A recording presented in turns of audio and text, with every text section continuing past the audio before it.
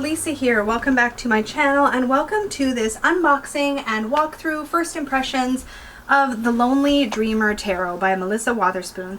I may be pronouncing your last name wrong, Melissa. I've had it as Wotherspoon in my head this entire time. Please feel free to let me know if that's wrong. So Melissa has actually generously sent me this deck for the purposes of sharing it with you guys, and at the time I'm filming this, I am well aware that she is the creator. This is her third deck that she has created. She has created 2 Lenormand decks and 2 tarot decks. So she created the Lowrider Dachshund Tarot, the Aurum Lenormand.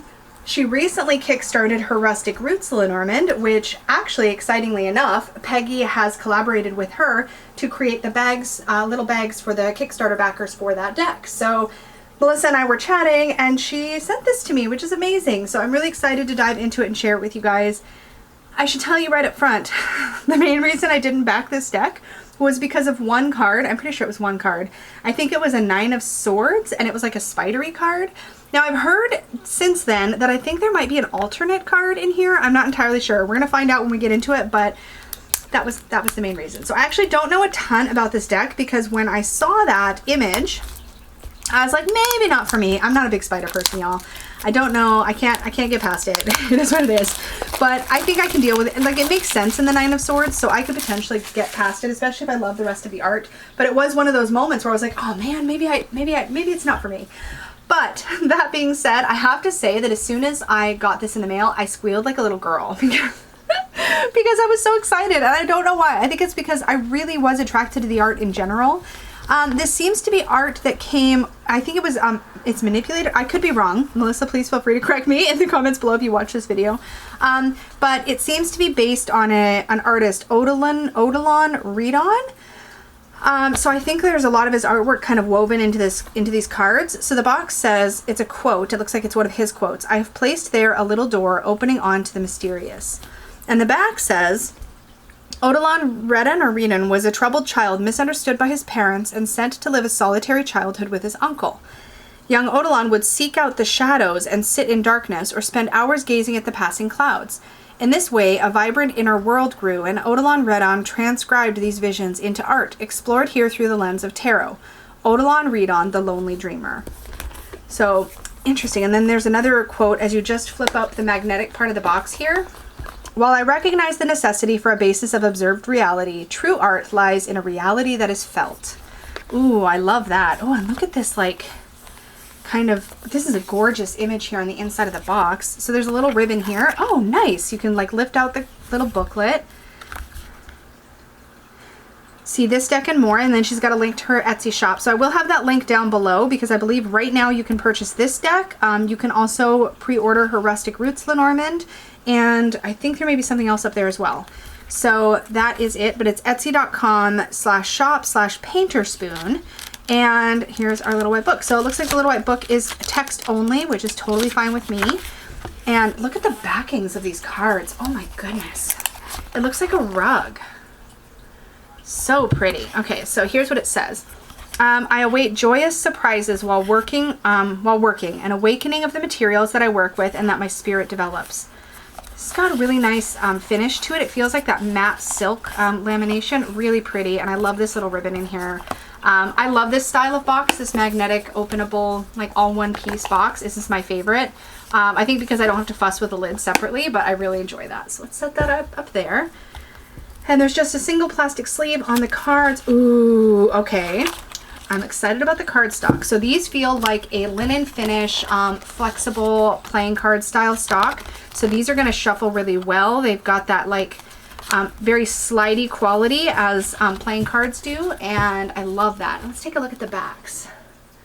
Look at how gorgeous that is. That is a rug, right? That's a rug. I probably should know this, but I don't. It looks like a rug to me. That's a really cool look. Ooh, okay. We're going to dive into the cards. I'm excited because I actually haven't spent as much time like sort of looking at preview images or anything, so I feel like I'm kind of going in blind, which is always really exciting. I also like that the corner cuts on this deck is really small, so it's got a very square feel to it. Okay, enough of that. I'm guessing since this is a well, let's see what the intro to the guidebook says, since I apparently am going in blind. Okay, here's what Melissa has to say.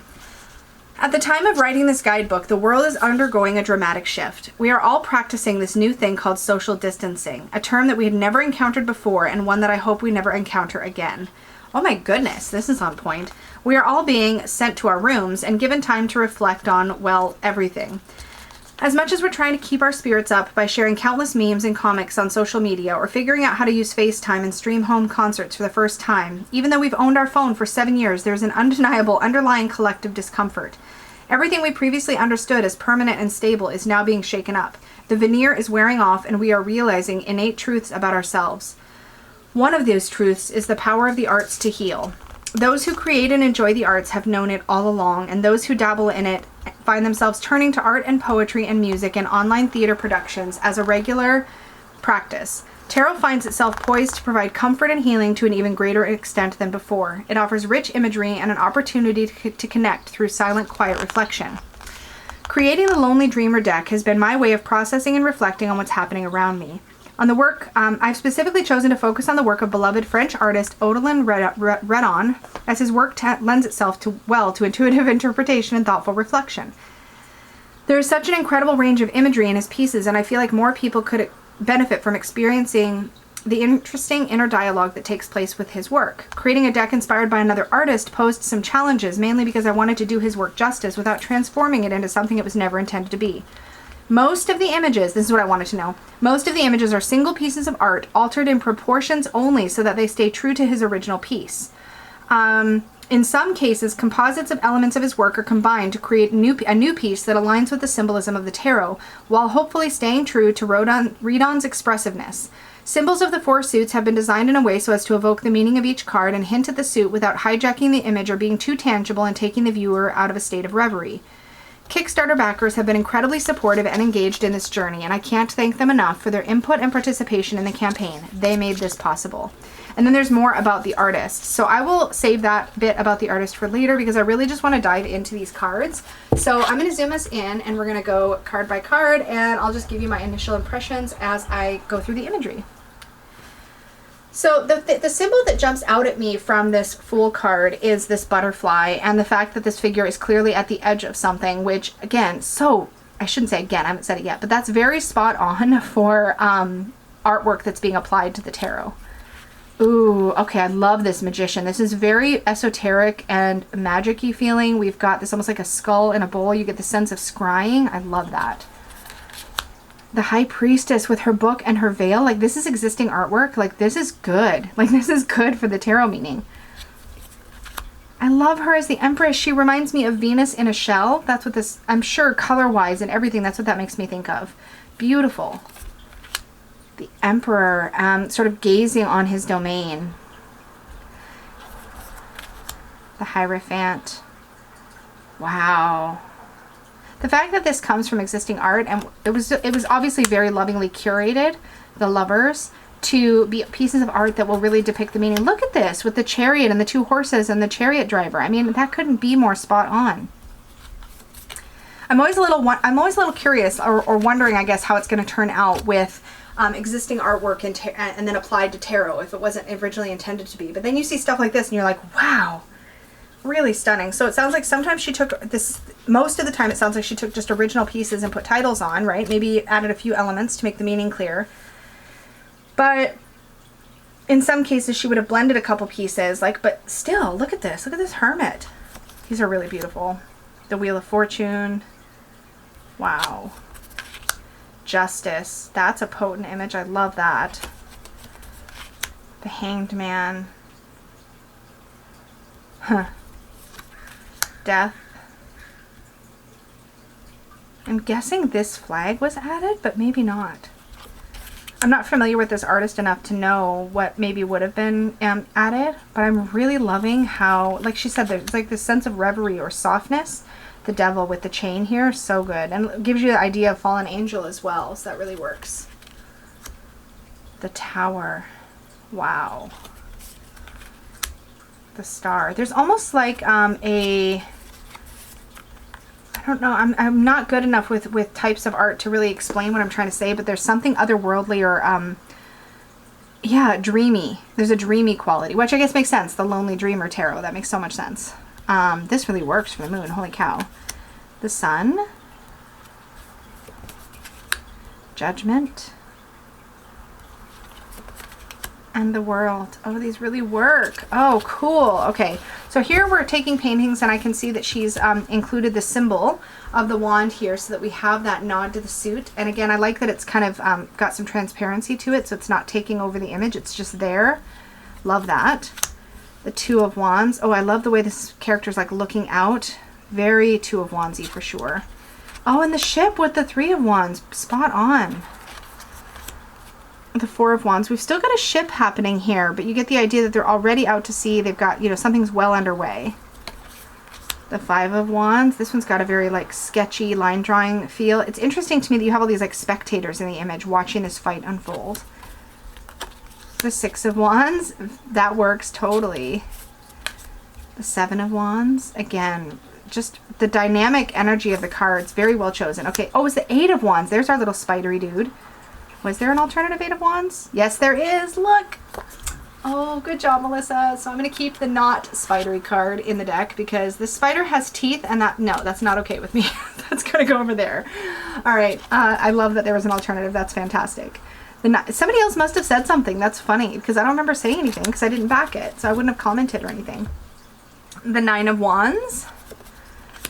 The Ten of Wands. Yes, with the burden and just kind of looking like beat up. Page of Wands, yes. I love that there are some horse-ridden horse riders for the knights. Oh, I love the Queen and she has a cat. That's so perfect. The King. Now we're into our our cups. Ace of Cups. This is very dark for an Ace of Cups, but I love it. I mean, it is the perfect image. The Two of Cups. You've got that new love feeling for sure there.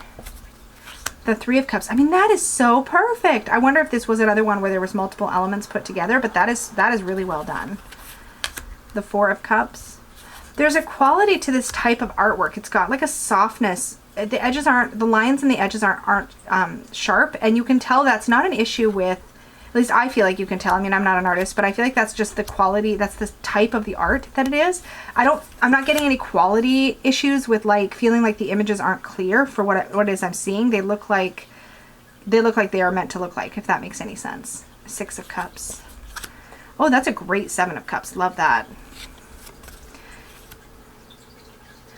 It's a totally different style, but it gives me some similar vibes to what I'm expecting out of Dani for her. I think the Mystic Masters is her working title, I believe, for the tarot deck she's creating. If you haven't seen her deck in process, you should go check her channel out. She's Dani Mystic on YouTube, but she's taking like really old, I think they're like woodcut art, and then adding just a little bit of texture and color. This is just, there's something about working with these older artworks and then seeing the way that they get established into the meaning of the cards that just really works for me. I love this Nine of Cups. That's a good one. And the Ten of Cups. Oh, I love the page with the shell. I love that so much. That's really lovely. And the Knight of Cups as this like centaur musician is so perfect. Oh, I love the colors in this Queen of Cups. And the King of Cups. Really nice. Into the Swords. You definitely get that air feeling right off the bat, which is lovely. Ooh, love the Two of Swords. Wow, you can tell Melissa put a lot of care into not only which images she was going to depict and which pieces of those images she was going to depict, but then how she was going to work the minor arcana symbology into the card, like the swords, into the sword suit, in a way that like accentuated the image and enhanced the meaning for that artwork. It just really works. Like, this is great. Without the swords, this still works as a Three of Swords, but having those swords sort of shadowed over it just reminds you that this is somebody who's really grieving or in pain or dealing with that sort of, dealing with that stuff. Love this. Ooh, very dark and kind of gloomy, sinister, maybe even almost Five of Swords. Oh, and that, of course, totally works for the Six. Wow. Gosh, you did a really good job. Oh, my gosh. Eight of Swords. Yes. Oh, I love the way these are arranged, and I just love this image. I don't know why, because I would almost think I would lean towards something a little more nightmarish or a little bit more like being in bed, sitting up or something, but there's something about the way this is done that it just brings it home. The Ten of Swords, Page of Swords, the Knight of Swords, that really works, the Queen of Swords, and the King of Swords. I love all the butterflies. That's so good. Okay. Ace of Pentacles. I love this like blooming pot of flowers in the foreground. Two of Pentacles with the rough water in the background. Totally works. Oh yes, Three of Pentacles. You can tell that they're assessing their work. This is so perfect. They're like literally looking at a large piece of artwork. So that really works for this card. And it's just even just the layout, like in the arch. That really works. The Four of Pentacles. She definitely looks like she's not going to let go of what she has quite so easily.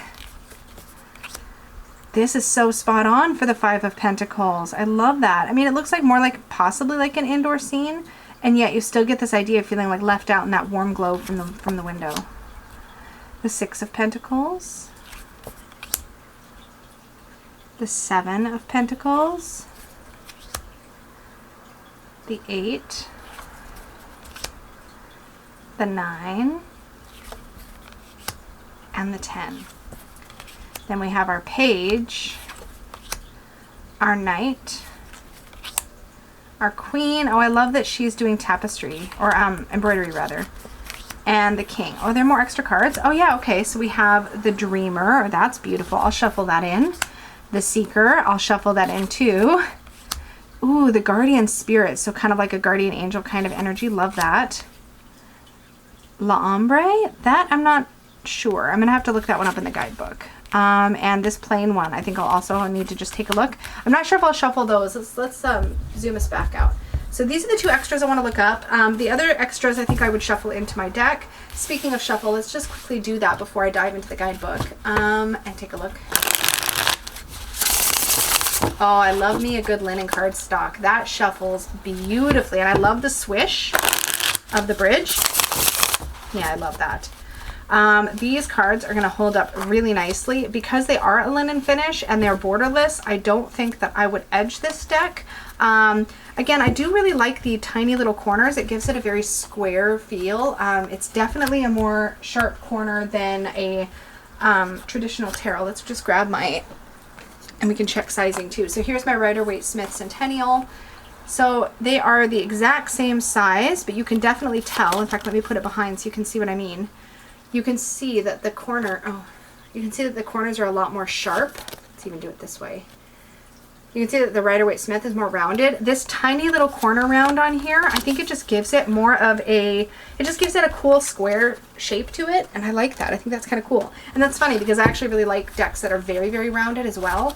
I love how this shuffles. Okay, let's take a look at the guidebook for one of the messages, and then I'll also check the extra cards. One more shuffle. I just really want to riffle this one. Oh, so good. Okay. Let's pick a card. So we have the Chariot, and let's see how the guidebook talks about the Chariot. One of Apollo's daily tasks was to harness his 4 horses, 2 depicted here, to his golden chariot to drag the sun across the sky every day. Thankfully, we have this kind of energy and action in our daily life. The magnificent horses know what they are doing already, so at this point, they're guided by the willpower of the charioteer. Normally, the warrior inside the chariot is depicted with full armor, indicating bravery. This nude depiction, oh, I hadn't even realized that figure was nude. Oh yeah, they are nude. This nude depiction adds a level of vulnerability, because showing up to a situation with no protective layers and no pretense is often the bravest act we can undertake. The horses are 2 different colors and moving in 2 different directions, signifying opposing forces and duality, but Apollo is able to steer them in the direction they need to go. The pulling of the sun indicates a need for the worker to have, or the seeker to have an awareness of the ebb and flow of daily life, while also forging ahead with plans and decisive action. Ruled by Cancer, one can't simply disregard other factors in place and steamroll over others or shirk existing duties. Responsibility balanced with action is key. There's upright keywords of willpower, action, motivation, control, decisiveness, vulnerability, and bravery. And reversed, lack of control, lack of direction, confusion, indecision, and opposition. So it looks like you get about a page and a half of information on the major arcana. And in the minor arcana, I think it's about a paragraph. Oh, excuse me. Yeah, about a paragraph. So a chunky paragraph for each card. And it looks like they do talk about both upright and reversed, and they also talk about the astrology, which is kind of nice. So like in the Four of Swords, Jupiter and Libra, which is really nice. Cool. Okay, I'm excited about that. Oh, I wanted to look up those extra cards. Okay, let me check that first before we sign off here and just see what it has to say about the extras. Are they in the back or are they after the majors? Judgment the World. Okay, there's no mention of them there. So are they before the majors? No. Hey, is there no reference to the extras in the book? No, I want to know though. I want to know what La Ombre is. Maybe somebody down there knows. I feel like that's a term I've heard before. I feel like it's a specific archetype and I'm just not remembering. I just wish it was in here. Maybe it's in here? No, because I read the intro, then it talks about the artist, how to use the deck.